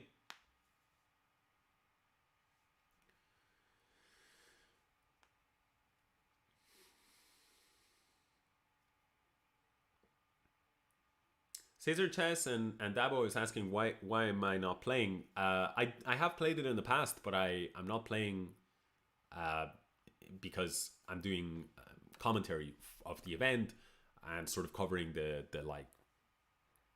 actual, let's say, the event, rather than if I was on my personal channel, then I would of course play. But yeah, like, I suppose they're 2 different things. So this is a commentary, like kind of official coverage of the event. But to be honest with you, like, it's nice to play it, but I mean, it's such a tough event that sometimes it can be pretty grueling. It's like 2 hours of just getting your ass kicked, you know. So that can be tough at times. I mean, I think like my best placing ever in one of these titled arenas is maybe like 7th place or 6th or 7th place, something like that. So it's an incredibly tough event. Yeah, so that can be rough. That can be rough. Here I think you're just some knight takes e5, bishop takes e5, and queen e4, striking at this and striking at this bishop. I don't see how you're surviving this. He goes a different direction, queen h5 first, and I think the point is after g6 he's going to go rook takes e5, which is good enough. Let's say queen g5, bishop takes and queen takes, and he winds up picking up 2 pieces, but these are 2 pieces for a rook that there's just, objectively speaking, no chance here. In a classical game, this is a position you would already resign as black, because the pieces are so strong, the pawn structure is so healthy. Black looking for c4 to break, but you're not going to get that because the pawn was pinned to the rook, and there you see just everything got scooped up. Didn't help black that black dropped a full rook and checkmate in one move, but the position was busted anyway. Here you've got like a 2-pawn advantage, structure, better king, you know, better minor, centralized minor pieces, queenside pawn majority. There's many factors. So if you're a chess player, that sometimes you think that, like, for example, having a rook and pawn for a knight and bishop is roughly equal, or maybe the knight and bishop is slightly better. What you'll encounter is there's some situations where actually the rook and pawn might even be better. Other situations where the knight and bishop is slightly better, much better, or winning. And I think one very helpful exercise if you want to improve your chess is that you take those spots where you're like a little bit surprised by the evaluation, where you're like, man, I expected this to be a little bit better for me because I've got, you know, a rook and 2 pawns for a knight and bishop, so I expected the rook and 2 pawn were better, but actually it was objectively close to losing. And if you don't understand why, to dig into those positions until you do. And I think like that's like a really, I think kind of one of the easier ways of approaching chess improvement. When you like run into some particular type of position, you just like look at it and you try to make sense of the evaluation if it deviates heavily from your original assessment, and that helps you to like understand different kind of material imbalances and how they play against each other in across different positions. Helps you to like develop an understanding in that regard. But anyway, back to this game. I'm surprised black did not take this pawn. Still has the opportunity, does not do so. focused on the prize here, now needs to take care of this bishop because it is being threatened with check. King b3 is a clever move. If you take me, I'm going to go d2, and then there's no way that you're going to stop the pawn. I don't understand, because after king e2, this is going to happen. I guess white said, I have nothing better anyway, but I think this is as close to resignable as you're going to get, unless black somehow hangs the queen. And we are not going to see that. And now the king is even in the corner. No time on the clock. And Jungle Book with the victory. Jungle Book very much still in first place, but with under half an hour to go, you only have about a 6-point gap. So, well, anything can happen. Somebody is asking, could I increase the volume of my mic? Do people feel that, in general, do people feel that the volume is not high? I mean, I felt it looks like the settings should be fine. It's a bit quiet. Okay, says one person. It's weird that it would be quiet because hold on a second. The thing is, like, this is the problem, right? I'm back at home visiting family, so I'm not at the studio, and so I just sort of built a studio, an improv studio for this, and it's not the same. So not on the regular mic and stuff. Let me see.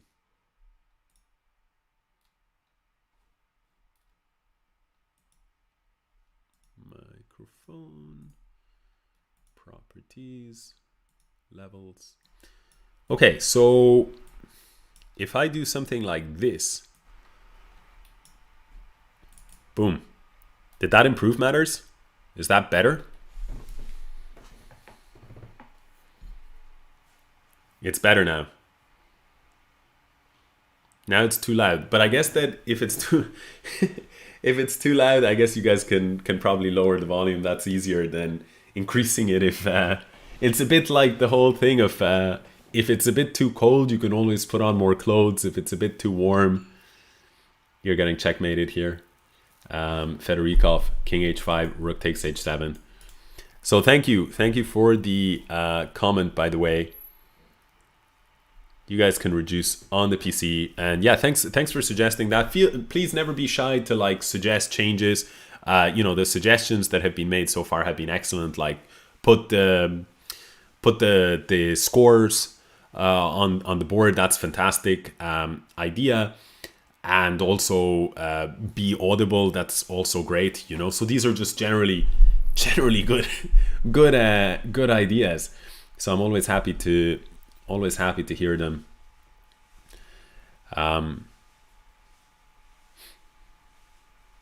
The only one I'm not happy about is sometimes some people have said to me, great stream, you could improve your sense of humor though. That was one that I heard before. I felt that one cut me. But as long as it's nothing cutting like that, nothing jarring, nothing that hits, that undercuts my ego, the rest is good. Still reeling over that comment. Nah, I'm just kidding, by the way. It was said as a joke. But as a buddy of mine once said to me, behind every joke is a kernel of truth. So was it really a joke? Okay, so king b1 and black resigned. Very interesting that black resigns. Is it that terrible? I mean, king d7, I guess rook f7? I think black just resigned because somehow they had 7 seconds against 46. What was going on there? How do you get 7 seconds to 46? And Facolino says, always a kernel of truth behind jokes. I'm only now reading the chat. Did you say that before I said it? Or did you say, because if you did, then that's a funny coincidence.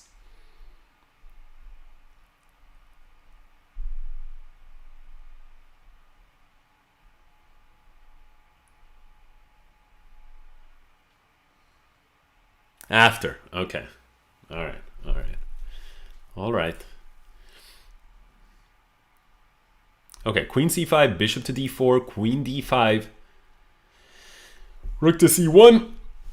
And, well, white has nice pieces, but black is pretty solid here, also has their own trumps. But white does have the bishop pair, and bishop f3, it's kind of a bit uncomfortable for black that they're kind of pinned in this way. But they've fixed this problem, but it has come at the price of a pawn. And yeah, again, the berserk, 5 seconds against 37. What can you do? So, but Arca still alive, because Jungle Book with a quick win there, but it's an 8-point gap. But Arca, the thing about Arca is that they are on berserk. So let's actually, with 22 minutes, maybe if they maintain their berserk and if they win the next game, we might switch to watching some of Arca's games and see if they can catch up here. It's a tense struggle with two players really feeling like it's a battle between them, and it's been a battle between these two guys for a while now. Here we see king h7 just defending this pawn on h6, bishop to d5, and rook to d8, just bringing in the remaining pieces. Now c4, knight e5, targeting this pawn on c4, and d takes e5. The bishop is a little bit stuck behind. Maybe we're going to see c6, forcing this excellent piece to come off the board.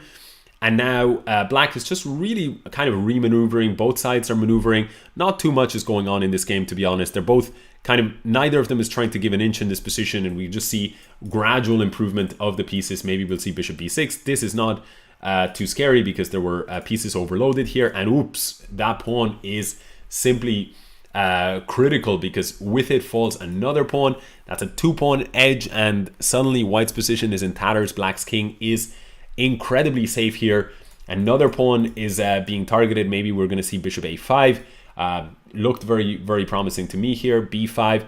Everything's looking great. Queen c3. Queen takes g3. Black's king is still safe. Queen f5. Is it a mouse slip? Is it frustration? We don't know. Probably a mouse slip. But in any case, the position was lost and cruising on the clock as well. So very, very nice. Very, very nice. Drunkenstein is not playing, unfortunately. Drunkenstein is not playing.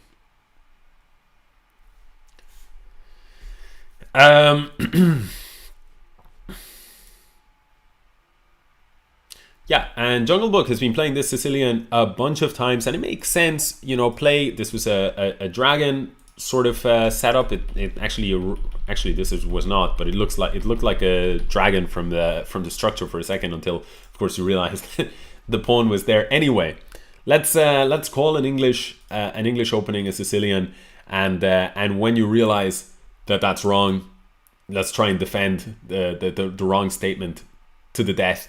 But here, speaking of death, Gabuzian getting absolutely crushed, because if you go rook here, now it can take this pawn now that your rook is stuck, pinned, and the whole thing collapses with mate. And of course, if you go king d1, it's just checkmate on the next move. So brilliant win again. And Jungle Book, I mean, what a monster. If this is Nihal Sarin, I mean, just incredible. I mean, it wouldn't surprise me at all if it was Nihal, because as I said earlier in the stream, I played Nihal 17 games recently, and it was something like 16-1 or 15.5, 1.5, some kind of score like that. And it was just mind-blowing, the quality of his play. Just really, really strong. I have every confidence that Nihal is going to break into the 2700 plus club very, very, very soon. I don't think that's a bold bet. I guess he's like 26-30 or something like that right now. But I mean, just the way he was playing, even something like Bullet, where some people will say you can't judge somebody's class in classical chess based on some Bullet. I do think that you can kind of get a little bit of a feel. You can make some kinds of judgments when you see a guy, even when you play Bullet, and the speed of vision and the brilliance of their ideas, even in super fast time controls. I don't know. I feel there's something to it. Anyway, rook a5 check maybe looks strong, because if king here, c5 check is looking very, very powerful, and if not, c5 anyway. And I don't see how, you basically get this endgame, but it feels to me like this should be a good endgame, because you go bishop here and king here, maybe. At least that's, I thought maybe there was something, no, but black wants king here and king here. So what I thought could happen. Actually, I won't show it. There isn't enough time on the clock. So this was not a good idea. I thought it was strong. Nihal or Jungle Book clearly also thought it. Unfortunately, for them, they were wrong in their assessment, or they couldn't find the win, and now they are struggling here. Well, the position should be a draw because you have a kind of a fortress, but with 1 second on the clock, I don't think you're gonna. Oh, actually, I think if you just take king takes and king f4, you're winning. But after this, white suddenly had a winning possibility, but of course, no time on the clock.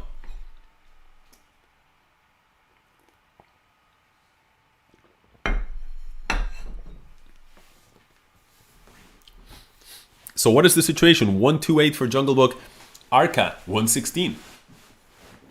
That's a big gap. That's after opening up. And to be honest with you, with the quality of Jungle Book as a player, I think that if Arca wants to keep his chances alive, this is a must-win spot right now. Black must win this. In my opinion, I'm going to call it. I think it's a must-win if there is to be any other winner but Jungle Book, if you want to keep that hope alive. Even with a win here, I think Jungle Book would be a very big favorite, but Arca, or a decent favorite, but Arca needs this here. And what does he have? Does he have some chances? I think he does. This knight is a monster piece. Be very careful, by the way, if you're Arca. You do not want any kind of trickery, so that's why we see king h7. White, in the meantime, taking the time to defend this pawn. Rock solid position. I actually don't see how you're going to be able to survive. And actually, slowly, White turns the screws here, and White is the one that has all the winning chances, because rook b6, pawn takes. If you take me this way, I take you here, and actually, that's probably the best thing that Black has, with some checks. Actually, I think he did have some chances there. Maybe he missed this check, or maybe I'm missing something within this variation, but bishop g7 feels like condemning. There we see this same line being played, but with the bishop here would have been a little bit stronger, because the bishop I felt was more active. Knight f6 is at least a draw here because of knight g8, king here. Not at least a draw. Man, Jungle Book is actually... He's lost the last two games where he really shouldn't have lost, and he's lost them by making the exact same blunders that I would have made in my own game. So that's a bad sign for Jungle Book. And could there be some element of fatigue? Because wow, that was a gift for Arca, and it keeps the game alive. Maybe not so much fatigue, maybe nerves. It's incredible to say, but now the number 2 player, he's picked up the win, and with that win, he's gone on to berserk. And with 15 minutes on the clock, I think it's a good time to switch it up and watch Grandmaster Arca and see, can they build on that momentum. They need to keep the wins going. I think, once again, even one loss, maybe even a draw, is just going to close the door, especially, because we can imagine Jungle Book is going to continue to pick up a bunch of quick wins and continue his impressive chess over the next 15 minutes. So if you want to bridge a 10-point gap, this is the time to do so. And probably Arca also has to hope that he gets paired against Jungle Book at least one more time to give him a decent shot. What are we going to see here? Queen f5. We see bishop takes d6, probably with the idea of d6 to just facilitate development. Now the queen moves, and now c5. No need for c takes d5, which would sort of open up the position and worsen the pawn structure. Bishop d7 covering against the threat. B takes c5. B file is active. You got to figure out what are you doing with this bishop. The bishop comes into c3. Black is ganged up here on the e file, trying to make something happen with rook e4. Maybe we're going to see some h5, h4, just to try to use this point as a target, as a hook, but that's not so easy with White's queen being clamped on h5. So Black shifts the focus onto the queen side. Rook h4 was a possibility, perhaps. f4 surprises me a lot. White is going on the counterattack, but it's kind of an all-in play here. Once f6, g6, queen h6, and an attack, assault on those dark squares. Why no f6 though? Immediately, what could Black be thinking about? White be thinking about? I'm not sure. Plays it anyway. Queen e2 is a smart move, challenging the queen. And White just doesn't have enough time to meet all of the threats. Rook here and knight f3 check, devastating threat. Knight f3, trigger gets pulled on that move. And the point is, you cannot take the queen because of this. And now a bunch of checks, maybe picking up this pawn, and rook h4 will end the game. Rook h4 was a game ender, and Arca 50 slightly losing, maybe not slightly losing, didn't lose anything, didn't risk anything, but rook h4 was the better move than picking up that pawn on g5, but still a win, and a pretty convincing one at that. Gap remains the same, 8 points, assuming that this is actually, let me just double check that this is updating. It is 122 against 130, and we are on the Arca cam here. Arca's got Sergei Zhigalko. He needs a victory here now that he's on fire, so he needs those points, and he needs to hope the Jungle Book messes up. We've got a Sicilian Sveshnikov on the position. White needs to solve the problem of this bishop. Now we see castle. Will we see f4 at some point? That's a double-edged strategy. On the one hand, you build up some space, you attack, but on the other, if you open up at yourself on the dark squares where your opponent has the dark square bishop and you don't, that can be dangerous. Instead, white is playing on the queen side. We're probably going to see knight b5 ideas at some point, or maybe knight c4, and put a little bit of pressure on these 2 points. At some point there, we see knight c4, but bishop b5 is a good answer to that. Queen b3, that piece comes off the board. We've got opposite color bishops, which in general is something that black is perfectly happy with here. Zhigalko probably not so much playing, just playing a conservative game here with the black pieces. And to be honest, I love this move. And if anything, I don't think really that either side is better, but I don't think that white has much objective pressure for now. Queen takes b2. This is an aggressive strategy. Arca knows that he needs to win, and so he goes for this aggression. The queen exchange is very, very dangerous for black because this pawn would coordinate with the bishop very, very strongly. So that's why we see Zhigalko, he's not going for this. Queen c2, targeting the bishop. The bishop drops back. Bishop to d7. And what Arca needs to figure out is how can I actually tackle the king here. If I go queen takes, then that pawn is too dangerous, even if I were to pick up the bishop. So now it's very interesting. I think you have to take and win this. I know, but then this pawn is just a little bit too strong. So a2 played and pushed. Rook takes, if only you didn't have this pawn. Bishop e6, what a move. Rook takes h6 now, maybe is possible. The threat is rook takes f6. This is a complete mess, and I think Arca maybe didn't play the best path, and in the end he is objectively losing, but 7 seconds against 5 seconds, so anything can happen. Zhigalko very, very fast though, definitely has a very exposed king that makes it harder to play here. You're slow, but the queen is lost and the rook is lost. Everything is lost. 2 seconds, 1 second. Zhigalko, he is about to lose the game. He does so. So Arca in that time scramble winds up converting what looked like it may have been simply a loss. He was objectively losing, but Arca, showing his just incredible strength.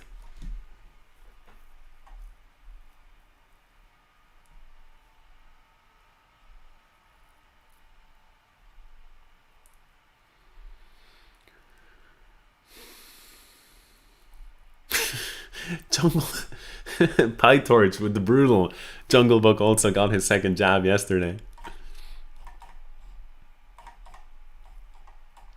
So this is a how many points gap? It's a 10-point gap with fire for Mr. Jungle Book. It was 6 points a second ago, and Jungle Book said, "Let me quiet the haters here. Let me quiet the guys who are making one comment that pokes fun at both at me and at the commentator in one line, which is a nice impressive feat. Let me quiet these guys and reduce the gap. Increase the gap back to 10 points." And fire as well. And the fire is a big problem here. I just don't see how you're going to recover. 9 minutes on the clock, but who knows? Somebody in the chat said we're witnessing an incredible comeback. Certainly, it's an incredible effort. Will it be enough against a player of the caliber of Jungle Book? My money right now is on no.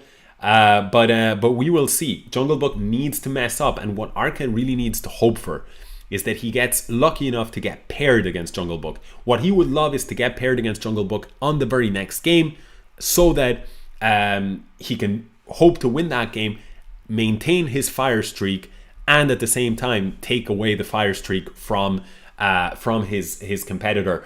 That's what he needs, but that's a lot of things that need to go right for him. He needs to get paired and he needs to win, and those are two things that aren't going to happen such a high percentage of the time. So here, okay, what is happening? Bishop to d7, that pawn. Ohanyan, such a tough player. I haven't heard of him, but I mean, I guess this is like a Turkish name. But yeah, seems incredibly tough player. He's been giving Arca and Jungle Book a tough time of it, and he's doing it again, and he's a fast player. So I don't think Arca has any chances, and this is it. This could be the last sort of game of the battle, of the challenge. Ohanian, however, he is under 1 second, and he does actually stalemate him. So Arca just grabs 1 point, but is it going to be enough? You need Jungle Book to mess up, and Jungle Book has not done so. So I'm actually going to go back to Jungle Book and watch what is probably at this point just going to be nothing short of a victory lap. And he is being berserked here, and that is probably music to his ears. He's not going to be berserking back. He's playing it safe here, Jungle Book. And well, he already has a great record against Penguin, so I think very good chance to extend that lead here with the 30-second point advantage. So bishop a6, h3. Position is being played very kind of safe and boringly here by Jungle Book, and that makes sense because when your opponent berserks, you don't mind the safe, relatively boring position where you're just going to bleed down the clock. And we can see that 43 seconds against 16, Penguin has barely made up any of those 30 seconds advantage that he gave at the start. So that's a terribly worrying sign for the Penguin here. Rook c4, queen d5, queen to c2, and e5. And to be honest, the position maybe you can even take here, but that would be a little bit unnecessary, let's say. He does wind up with this position where he gets the 2 rooks, and this is just a risk-free position here. He will grab this pawn. I think he can probably take it already, but instead he gets this position, which actually is not risk-free at all because the rooks are completely paralyzed. The king is coming in, and now we see the king moving all the way to e2, but still there's a lot of checks. Rook e3. Rook e3 maybe is a possibility, and now we do have this position, crazy position. He goes for this. I do not understand a thing. I do not understand why he would play this, why Jungle Book would do this.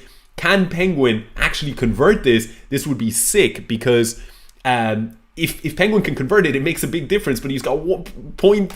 Oh my god, can Penguin? Surely not. He can't do it. He cannot do it. Not even Penguin can do this. Oh my god! Penguin does it. Incredible stuff. Denying him that 1 point draw. Could it make a difference? It's still 130 against 140. But it's really, I mean, incredible that Penguin somehow manages to win this game. Like, it was in control from the start. And Jungle Book, he still hasn't been paired. Here we go. Jungle Book against Sergei Zhigalko. We need to see. Again, I don't have any. I'm not rooting for anyone above another. I have no no favorite player. I don't even actually.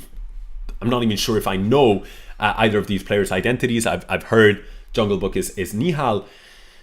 But for the drama, I would like to see a Jungle Book loss here and an Arca 50 win, just to see, can we get that last minute sweat. I think when you're a neutral player, you tend to sort of like to see the penalties, right? And this is sort of the chess equivalent of penalties. So here we see Jungle Book is in control here against Zhigalko. Zhigalko fighting with a break in the center, rook to b2 and queen to d3. And we see a bunch of pawns being exchanged. And I like this knight b4 idea. Maybe even knight a2, just continue to harass the queen. Seems a little bit weird. Actually, this is much better. Rook c2, harass the queen this way, and then pick up the pawn. Everything is under control. White does recover their pawn, but black has beautifully placed pieces here. And I think if anybody is better, it is black. Knight c5. That knights are hitting the queen and also moving towards the d3 square. That's what happens now. That's going to force rook takes c4, but this pawn becomes very, very, very, very dangerous. Now knight takes e5 is a possibility at some point.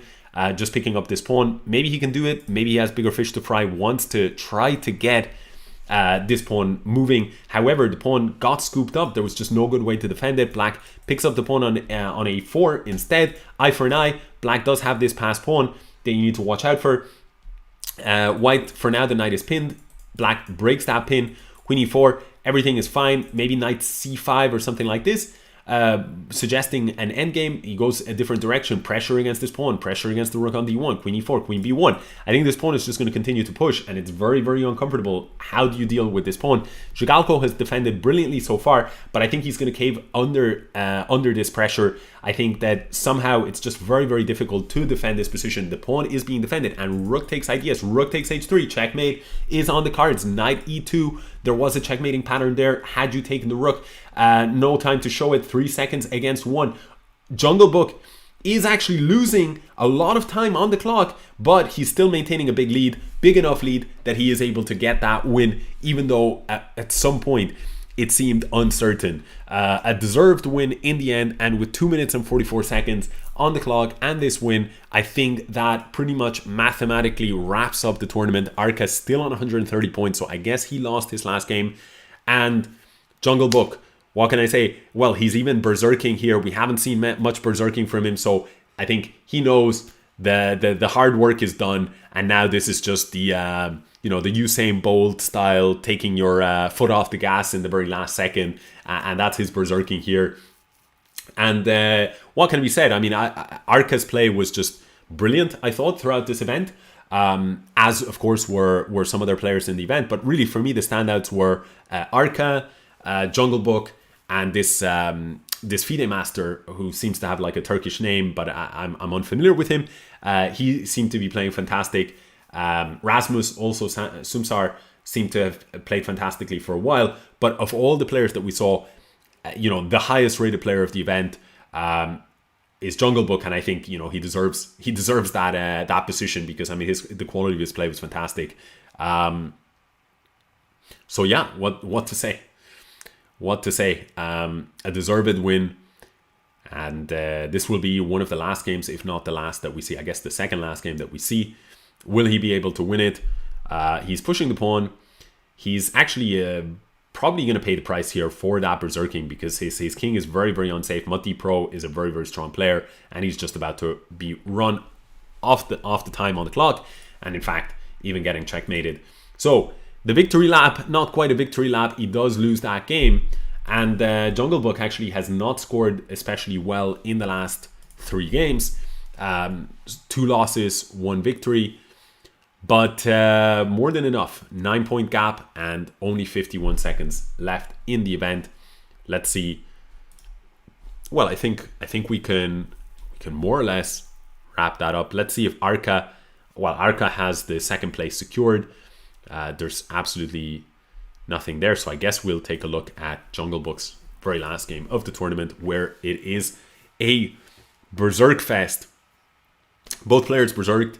What can be said about this game? Not much. I think both players are just letting off some steam after a tough event. I don't know. Oh, Zhigalko's in 3rd place though, and he's got 125 against 124. There is no steam letting. That was just me completely wrong here, because Zhigalko needs a win here. He needs a win. But clock time is done, and with that, I can see here the graphics need some improving, but I can see Sergey's name on the podium, so he does secure 3rd place. So kudos to Mr. Zhigalko. Loses the last game. Jungle Book ends on a fitting note, and in the end, we can see this is the podium. And let me see if I can remove this. Yeah, this is the podium, the final standings. Jungle Book in 1st place, performance of 31.58, absolutely insane. Arca 50, performance of 31.50, just goes to show how close, how narrow the margins were. And Sergey Zhigalko in 3rd place, rounding out the podium spots with 125 points, and his performance rating of 31.27. Very similar performance from all 3. Yeah, the titans of this event in the end. I didn't mention Zhigalko. I had been really impressed by Ohanyan, Emin, but of course Zhigalko, we can sometimes take him a little for granted, because he has just been performing at such a high level for so long that it's almost, oh, that's just Zhigalko coming in 3rd place. But monstrous achievement there. And yeah, some excellent chess was on display. I felt like the green tea kicked in maybe just only for the last half hour of the event, but hopefully it was more or less fun for you guys. I'll probably be back at some point with some titled arena commentary of Bullet or Blitz in some future event. But yeah, I hope you guys had a good time, and yeah, I'll quickly take a look at the chat.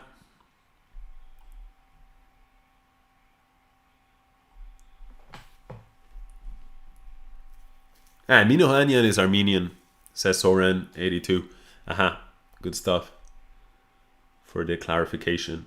Good stuff rather than like good stuff he's Armenian instead of Turkish. Not that side of good stuff. Let's see.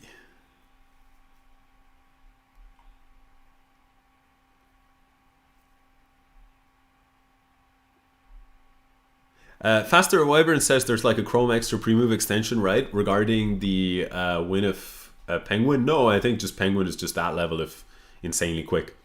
I don't think there's anything along those lines.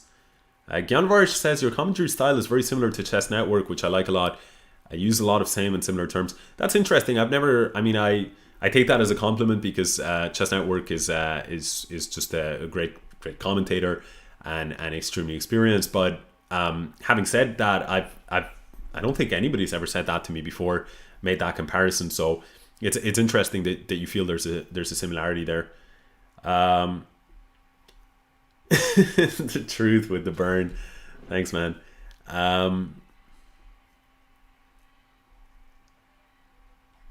Yeah, and cheers, guys, who enjoyed the commentary. Gyanvarsh asks, do I coach? I used to coach. I used to be an active coach on Lichess and on coachchess.com as well. But now I don't do coaching anywhere. As of a couple of months ago, I basically was like a professional within the chess world for about 5 years, with a little break in between, but for about 5 years.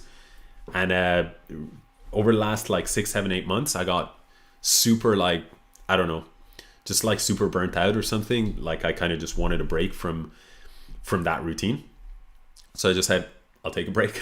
I'll take a break. But I still like to do like something, literally this week I did this gig and I had one lesson scheduled. And that was it for chess. And I think like that's really nice. When you just do a couple of things, you still kind of keep the connection, but without it being like a job.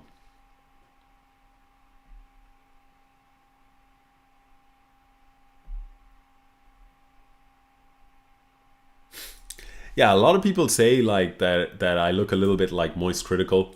I actually love Moist Critical's like videos. Like I sometimes binge watch them, and Fiona Fiancetta, she also likes them, so we like have sometimes just binge watch them together. Like he's super funny.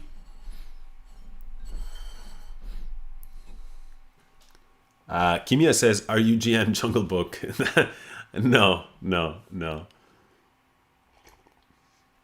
No, I'm Jungle Book's a little bit weaker than I am. Just a little bit. There's not much in it. Like I'm maybe like 30, 40 kind of points stronger than him. So yeah, different guy.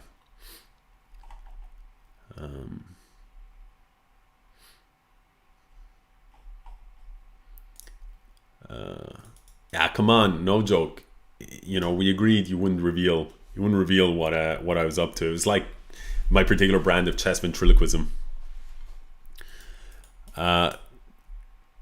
Can you play the Jungle Book a match? I mean, people are saying that Jungle Book is Nihal Sarin. He doesn't have any name on this. I can tell you that if it is Nihal, I played a match against him not so long ago and he absolutely murdered me. So, but yeah, but other than that, I mean, your guess is as good as mine. So, he is 100%. People are saying, okay, so it's Nihal, and no joke is confirming. So it's Nihal. So I did play a match against him, and we can probably see actually. What's his other name? Like, is it like Nihal Sarin or GM Nihal Sarin, maybe Sarin Nihal. Can anyone help me out? What is his other? Anyway, I can't find my match score against him, but it was brutal. Anyway, guys, thank you for tuning in, and again, really appreciate your patience with my with the sort of haphazard start in the first hour or so, I would say, where I was really struggling after that second vaccine shot that I got yesterday. I mean, just totally zombified. But anyway, I'll have a good night's sleep after this commentary today. Hope you guys also have a good evening, and there will be another Titled Arena event 2 weeks from now. I won't be the one commentating it, I don't think, but yeah, I will hope you guys, some of you guys will tune in and enjoy that. It should be, I think, the Blitz edition, but maybe it's 960. I'm not so sure. No Joke Chess should know. So we're raiding chess fields with our crew. So see you guys. Enjoy the next stream.